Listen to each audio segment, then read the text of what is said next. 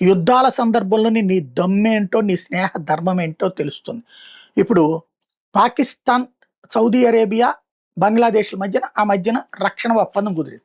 కానీ నిన్న Saudi Arabia మీద దాడులు చేసినప్పుడు పాకిస్తాన్ నిద్రపోయింది. పాకిస్తాన్ ఏమాత్రం సహకారం అందించలేకపోయింది. ఇరాన్ వరుసపెట్టి సౌదీ అరేబియా మీద అటాకులు చేస్తున్న పాకిస్తాన్ ఇక్కడ ఏమాత్రం పట్టించుకుందా? లేదు.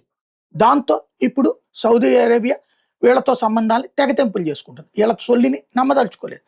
అదే సందర్భంలో రేపు బంగ్లాదేశ్‌లో ఆల్రెడీ పాకిస్తాన్ పక్కన పెట్టే ప్రయత్నం ఉంది. ఇట్లాగే బ్రిటన్ను సైప్రస్ నమ్మేది. సైప్రస్‌లో బ్రిటన్‌కి సంబంధించినటువంటి బేస్ ఉంది. ఫ్రాన్స్‌కి సంబంధించినటువంటి బేస్ ఉంది.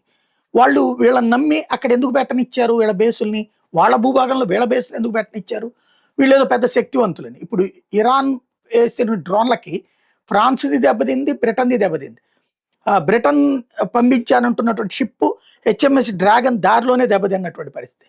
దాన్ని రిపేర్లు చేసుకుంటూ కూర్చున్నారు. ఏదో యుద్ధ విమానాలు ఇదే డిఫెన్స్ సిస్టమ్స్ అవి పంపిస్తామని ఎటు కాకుండా పోయారు. ఇప్పుడు ఫ్రాన్స్ మాత్రం వాళ్ళ యుద్ధ నౌకని పంపించింది. బ్రిటన్ చేయలేకపోయింది. దాంతో సైప్రస్ బ్రిటన్‌తో తెగతెంపుల దిశగా అడుగులు పడుతున్నాయి.